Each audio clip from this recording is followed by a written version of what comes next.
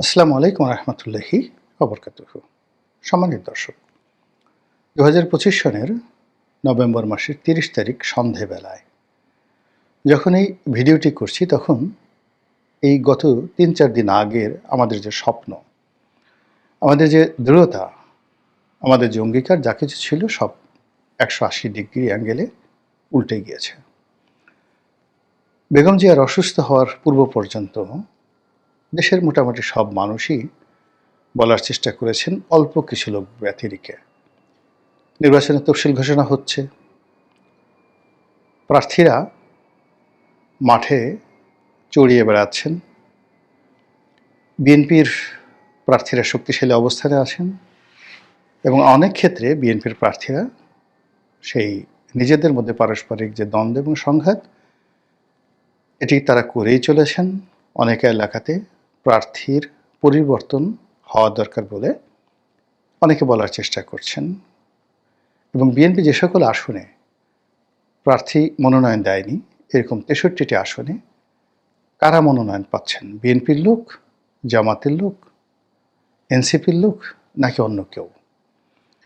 এসব নিয়ে আলাপ আলোচনা তুঙ্গে। তার সঙ্গে সঙ্গে ডিসেম্বর মাসের 15 তারিখের মধ্যে নির্বাচনের তফসিল ঘোষণা করা হবে। 16 ডিসেম্বর বিজয় দিবস পালিত হবে এবং ফেব্রুয়ারি মাসে নির্বাচনটি একেবারে 15 তারিখের মধ্যে হওয়ার জন্যে আমাদের যে ঐতিহ্যবাহী বাংলা একাডেমির যে বইমেলা, সেটিকে পর্যন্ত স্থগিত করা হয়েছে।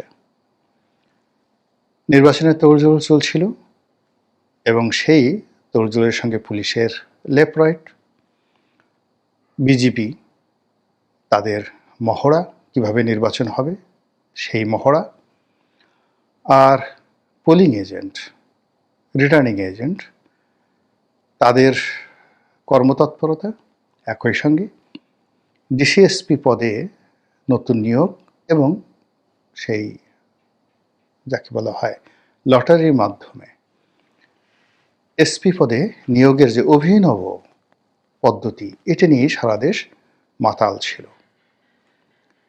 কিন্তু হঠাৎ করে এই যে আমি 30 তারিখে আজকে যে কথা বলছি, আজকের দিনের বাস্তবতা হলো যে নির্বাচন আদৌ হবে কিনা, আবার একটা 1/11 অনিবার্য কিনা, নির্বাচনের তফসিল কি ঘোষণা করা হচ্ছে? বিএনপি তারেক রহমান সাহেবকে কিভাবে মূল্যায়ন করছে এবং তার বিরুদ্ধে যে সকল প্রচারণা বিএনপি বিরোধীরা চালিয়ে যাচ্ছে, লন্ডনে বসে আর এই দেশ চালানো যাবে না, লন্ডনে বসে কোনো সিদ্ধান্ত নেওয়া যাবে না, এ সকল কথাবার্তা যারা বলছেন, তাদের রাগ, ক্রোধ ক্রমশ বেড়ে যাচ্ছে এবং জনগণকে আরও বেশি করে তারেক রহমান বিরোধী প্রচারণায় অংশগ্রহণ করানোর জন্য বিএনপি বিরোধী শক্তি একজোট হয়ে পড়েছে। ঠিক সেই সময়টিতে বিএনপির ঐক্যের প্রতীক বেগম খালেদা জিয়া, তিনি অসুস্থ হয়ে এখন হাসপাতালে মৃত্যুশয্যায়। তার সুস্থতা কামনা করছি সবাই, কিন্তু আশাবাদী নই, কারণ তার বার্ধক্য এবং কারণ তার দীর্ঘদিনের রোগ ভোগ। তার শরীরের পরতে পরতে সারা জীবনের যে রোগ বালাই, সেগুলো এখন এমন একটা পর্যায়ে চলে এসেছে যে তার পক্ষে নতুন করে ঘুরে দাঁড়ানো এবং নতুন করে আবার হাসি মুখে নেতাকর্মীদের সঙ্গে কথাবার্তা বলা প্রায় অসম্ভব। ইতিমধ্যে আমরা দেখেছি তার দুটো হাত এটি পক্ষাগ্রস্ত হয়েছে, তিনি হুইল চেয়ারে করে চলাফেরা করছেন এবং রেসপন্ড করতে পারছেন না। মানে তাকে কেউ সালাম দিচ্ছে, কেউ স্পর্শ করার চেষ্টা করছে, কাছাকাছি যাচ্ছে, আমরা যে আই কন্ট্যাক্টগুলো দেখছি তাতে মনে হচ্ছে যে তিনি স্বাভাবিক অবস্থাতে নেই। অন্তত সশস্ত্র বাহিনী দিবসে তাকে আমরা যেভাবে দেখেছি অমনটি মনে হয়েছে। তো সেক্ষেত্রে বেগম খালেদা জিয়া যদি অসুস্থ থাকেন কিংবা মহান আল্লাহ রাব্বুল আলামিনের ডাকে সাড়া দেন, তার অবর্তমানে বিএনপির কী হবে? তারেক রহমান যদি আসেন কেমন হবে, না আসলে কেমন হবে, কেন আসছেন না, তার কেন পাসপোর্ট নেই? আবার সরকারের পক্ষ থেকে বলা হলো তাকে ওয়ান ওয়ে বা কি এরকম একটা ট্রাভেল পাস দেওয়া হবে? কেন ট্রাভেল পাস? একটি পাসপোর্ট তৈরি করতে কিংবা এটি ভোটার আইডি তৈরি করতে এখন যে প্রযুক্তি ১ মিনিট সময় লাগে। তো তারেক রহমান সাহেব নির্বাচনে দাঁড়াবেন, তার কি ভোটার আইডি আছে? নতুন করে সামনে এসছে কথাগুলো। তার পাসপোর্ট নিয়ে নানা রকম কথা হচ্ছিল। তার ব্রিটিশ নাগরিকত্ব নিয়ে কথা হচ্ছিল। এবং ব্রিটেনে তিনি যে পলিটিক্যাল অ্যাসাইলেমে আছেন, সেটি নিয়েও কথা হচ্ছিল। আসলে তিনি কে? কি অবস্থায় আছেন? তিনি কি ব্রিটিশ নাগরিক? নাকি ব্রিটেনে আশ্রয়প্রাপ্ত একজন শরণার্থী, যার একটি সাধারণ আইডেন্টি কার্ড আছে? শরণার্থী হিসেবে কোনো একটা দেশে যেতে হলে তাকে সেই ট্রাভেল পাস নিয়ে, ব্রিটেনের ট্রাভেল পাস নিয়ে তাকে যেতে হয়, যেভাবে অতীতে তিনি সৌদি আরবে গেছেন উমরা করার জন্যে। তো সেটা অর্থাৎ ব্রিটেনের ট্রাভেল পাস নিয়ে তিনি সৌদি আরব গিয়েছেন। এখন ব্রিটেনের সেই ট্রাভেল পাস নিয়ে যদি তিনি বাংলাদেশে আসেন, তাহলে তো হৈ হৈ রই রই পড়ে যাবে। যারা সমালোচক তাদের মুখে খই ফুটবে। আবার তিনি যদি বাংলাদেশের ট্রাভেল পাস নিয়ে আসেন, তখন প্রশ্ন আসবে, কেন ট্রাভেল পাস? তিনি পাসপোর্ট নিলেন না কেন? তাহলে কি তার ভিন্ন কোনো পাসপোর্ট আছে নাকি নেই? এরকম হাজারো নির্মম প্রশ্ন সামনে চলে এসেছে। আর অন্যদিকে মৃত্যুশয্যায় তার মায়ের যে করুণ আরতি, এটি দেশবাসীকে কাঁদাচ্ছে। এরই প্রেক্ষিতে নির্বাচনের যে ডামাডোল, ইলেকশন কমিশনের যে কর্মব্যস্ততা, বিশেষ করে প্রধান নির্বাচন কমিশনের যে দৃঢ়তা এবং তার যে উৎসাহ উদ্দীপনা একটি নির্বাচন অনুষ্ঠানের জন্য, কিংবা প্রধান উপদেষ্টার যেটা কমিটমেন্ট, সারা দুনিয়াকে কাঁপিয়ে দেওয়ার জন্য তিনি একটি অভিনব নির্বাচন করবেন, অবিস্মরণীয় নির্বাচন করবেন, যুগান্তরী নির্বাচনী করবেন, যেন পৃথিবী অবাক বিস্ময়ে তাকিয়ে দেখে যে এটি বাংলাদেশে হলো কি করে। আর ডক্টর মোহাম্মদ ইউনূসের মতো মানুষের পক্ষে এ ধরনের একটি নির্বাচন করানো সম্ভব। এরকম একটা ল্যান্ডমার্ক তিনি স্থাপন করতে চাচ্ছেন, এরকম একটি মাইলস্টোন তিনি প্রতিষ্ঠা করতে চাচ্ছেন। ঠিক সেই সম্ভাবনাটা একেবারে শেষ মুহূর্তে এসে মনে হলো মুখ থুবড়ে পড়েছে। যেটা বলছিলাম, আমাদের দেশের যে চিরাচরিত প্রথা, সেই প্রথা অনুযায়ী একটি প্রবাদ রয়েছে, তীরে এসে নৌকা ডুবে। আপনারা যারা এটা শুনেছেন তারা তো জানেনই, আর যারা প্র্যাকটিক্যালি এরকম কয়েকবার এরকম বিপদের মধ্যে পড়েছেন, তারা জানেন যে কেন তীরে এসে নৌকা ডুবে। আমি ভাটি অঞ্চলের মানুষ। নৌকা আমার জীবনের অপরিহার্য অংশ ছিল, জীবনের একটা বিরাট সময় পর্যন্ত। তো সেই নৌকার বিভিন্ন রূপ। বর্ষাকালে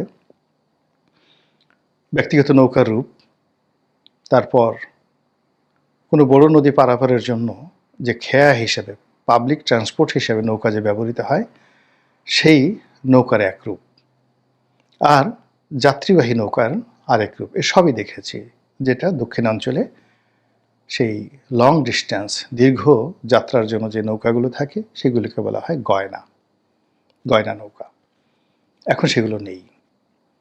তো বিশেষ করে খেয়া পারাপারের ক্ষেত্রে, অর্থাৎ ছোট একটি নদী বা খাল পারাপারের জন্য যে পাবলিক ট্রান্সপোর্ট থাকে, এখানে প্রচণ্ড ভিড় হয় হাটবারগুলোতে। বাজার নিয়ে, সওদা নিয়ে লোকজন ফিরে আসে, অথবা বাজার সওদা করার জন্য এপার থেকে ওপারে যায়। এবং এসব ক্ষেত্রে প্রায় নৌকাডুবি ঘটনা ঘটে এবং তীরে এসে। মূল কারণ, সবাই একসঙ্গে নামতে চায়, খুব দ্রুত তীরে নামতে চায়, খুব দ্রুত মাল সামান নিয়ে তীরে পৌঁছানোর জন্য যে তার অধৈর্য মনোভাব, এই অধৈর্য মনোভাবের কারণে একজন আরেকজনকে ছাড় দিতে নারাজ, এবং ধাক্কাধাক্কির কারণে কি হয়, নৌকাটা ডুবে যায়। এবং খুবই অল্প পানিতে এই নৌকা ডুবে। মানুষ মরে না, মাল সামান নষ্ট হয়ে যায় এবং যাত্রা ভঙ্গ হয়ে যায়। এই যে তীরে এসে নৌকা ডুবার যে কারণ, সেই কারণটি এখন আমাদের জন্য অনিবার্য হয়ে পড়েছে নির্বাচনের ক্ষেত্রে। আজকে নভেম্বরের 30 তারিখে যে ভিডিওটি করছি, হাতে আর মাত্র 15 দিন বা বড় জোর 12-13 দিন আছে নির্বাচনের তফসিল ঘোষণা অ্যাজ উই ওয়ার এক্সপেক্টেড, আমরা যেভাবে আশা করেছিলাম। সেটি যে হচ্ছে না, এটি এখন বাংলাদেশের বদ্ধ উন্মাদ তারাও বুঝেন। আর এই জিনিসগুলো কেন হচ্ছে না, এখানে প্রকৃতি কতটা দায়ী এবং আমাদের কর্ম কতটা দায়ী, আমাদের অধৈর্যতা কতটা দায়ী, আমাদের যাকে বলা হয় তীরে নামার চেষ্টা কতটা দায়ী, এটি আপনারা ভালো করে বুঝেন। কিন্তু বাস্তবতা হলো যে এখন আজকের এই দিনটি পর্যন্ত যে পরিবেশ পরিস্থিতি, সেই পরিবেশ পরিস্থিতি বিএনপিকে নিয়ে, তারেক রহমান সাহেবকে নিয়ে, বেগম খালেদা জিয়াকে নিয়ে যে একটা ধোঁয়াশা তৈরি হয়ে গেছে এবং এই নির্বাচনে নিশ্চিত যে বিজয়ী দল সামনে যেটি হতে যাচ্ছিল, সেখানে বিএনপি, সেই বিএনপিকে নিয়ে যদি এরকম একটা অনিশ্চয়তা তৈরি হয়, কাজেই বাকি দলগুলোকে নিয়ে, জামাতকে নিয়ে, এনসিপিকে নিয়ে, এবি পার্টিকে নিয়ে বা খেলাফত মজলিসকে নিয়ে একটি নির্বাচন করব আমরা সবাই। সে নির্বাচনে আমিরে জামাত হবেন প্রধানমন্ত্রী। নামটা কেমন একটু শুনুন তো। গণপ্রজাতন্ত্রী বাংলাদেশ সরকারের মাননীয় প্রধানমন্ত্রী ডক্টর শফিকুর রহমান, কেমন শোনায়? কিংবা গণপ্রজাতন্ত্রী বাংলাদেশ সরকারের মহামান্য রাষ্ট্রপতি জনাব এটিএম আজাহার, কেমন শোনায়? কিংবা ধরুন প্রধানমন্ত্রী, গণপ্রজাতন্ত্রী বাংলাদেশ সরকারের প্রধানমন্ত্রী এবি পার্টির জনাব মুজিবুর রহমান মঞ্জু, কেমন শোনাচ্ছে? অথবা চিন্তা করুন যে গণপ্রজাতন্ত্রী বাংলাদেশ সরকারের মাননীয় প্রধানমন্ত্রী জনাব জুনায়েদ সাকি, কেমন শোনায়? এই জিনিসগুলো হয় কি না এই মুহূর্তে? যদি হয় আলহামদুলিল্লাহ, আর যদি না হয় তাহলে একটা ভ্যাকিউম রয়েছে, আপনার মন কাজ করছে না এবং আপনি যতই চেষ্টা করেন সেই চেষ্টা ফলপ্রসূ হবে না। ছোট্ট একটা উদাহরণ দিয়ে আজকের এই ভিডিওটি শেষ করব। পুলিশের একজন কর্মকর্তা, বেশ বড় কর্তা, তো তিনি ফোন করলেন সম্পর্কে আমার ছোট ভাই এলাকার। তো বললেন যে ভাইয়া, আমরা তো ব্যাপক প্রস্তুতি নিচ্ছি নির্বাচন করার জন্য, তো নির্বাচন তো হবেই, আপনি কেন করবেন না? তো আমি বললাম যে আমি তো 1 বছর আগের থেকে বলছি নির্বাচন করব না। তো সে বারবার আশ্বস্ত করার চেষ্টা করছিল যে সরকারের পূর্ণ প্রস্তুতি রয়েছে। তখন আমি তাকে বললাম যে তোমরা 2014 সনেও তো একইভাবে লেফট রাইট করেছ, তোমাদের তো প্রস্তুতির কোনো ঘাটতি ছিল না। একই প্রস্তুতি তোমরা নিয়েছিলে 2018-তে এবং তার চেয়ে বেশি প্রস্তুতি ছিল 2024-এ। তো তোমরা সেই প্রস্তুতি নিচ্ছ। তো ভদ্রলোক আমার কথা শুনে একেবারে স্টপ হয়ে গেলেন।